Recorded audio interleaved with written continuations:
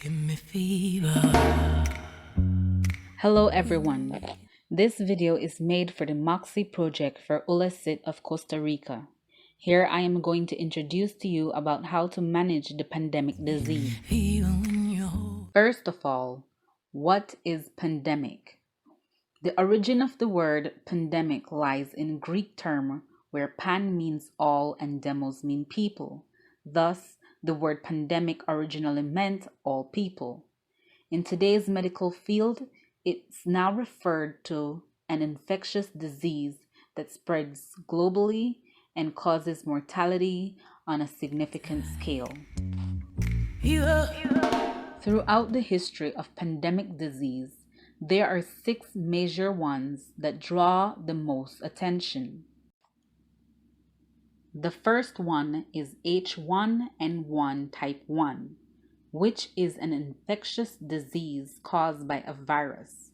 From April 12, 2009 to April 10, 2010, CDC estimated there were 60.8 million cases. Ebola virus disease, EVD, formerly known as Ebola hemorrhagic fever, is a severe, often fatal illness affecting humans and other primates. In the early 1950s, before polio vaccines were available, poliomyelitis outbreaks caused more than 15,000 cases of paralysis each year in the United States. Malaria is a disease caused by a parasite that is transmitted to humans through the bites of infected mosquitoes. Each year, approximately 440,000 people die from this disease. And HIV, a relatively new disease in human history, has infected about 70 million people in just 35 years and killed an estimated 35 million people in the same period. Tuberculosis is the world's deadliest infectious disease, and almost 2 million people die from TB each year. In the morning, fever all through the night. Major causes of pandemics with their effects over health conditions. A direct relationship exists between climate change and health. Climate change affects the social and environmental determinants of health. Clean air, safe drinking water, sufficient food, and secure shelter. It is also expanding the geographic range of mosquitoes, ticks, and other vectors for harmful diseases such as malaria, dengue, and West Nile virus.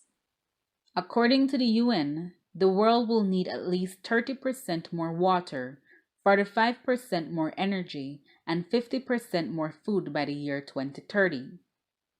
Lack of clean drinking water has a direct impact on poverty and food security, while increasing transmission of waterborne diseases such as cholera, dysentery, and typhoid. With human incursions into previously uninhabited areas and increased population density in cities and slums, humans and animals have come into closer proximity, creating an array of challenges. Outbreaks of zoonotic diseases have led to major pandemics in recent years, including SARS, H1N1, and HIV/AIDS. The planet is becoming more crowded, with more than half of the world's population residing in cities. This expansion of the cities also frequently associated with crowding, poor sanitation, and poverty, especially in developing countries. Slums create an ideal environment for microbes, which may spread through contacts of untreated wastewater and the rodent and insect-borne diseases. The movement of people within and across borders is occurring at an unprecedented pace in human history, with profound consequences for human health. Intercontinental travel, trade, and tourism enable the rapid proliferation of infectious diseases across time zones.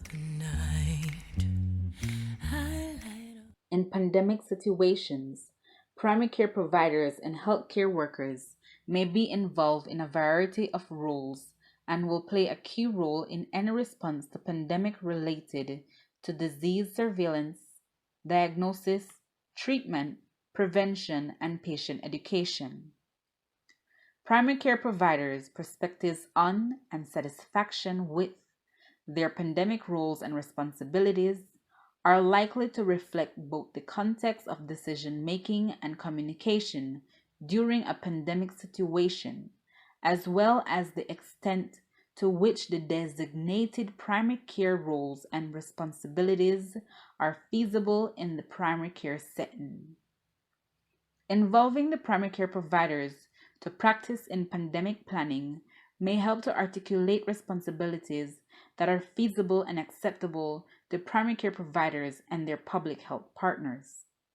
Central government purchase of personal protective equipments, vaccine supplies, and other materials necessary for primary care providers to carry out their assigned responsibilities is necessary to eliminate financial barriers to their participation in the pandemic response.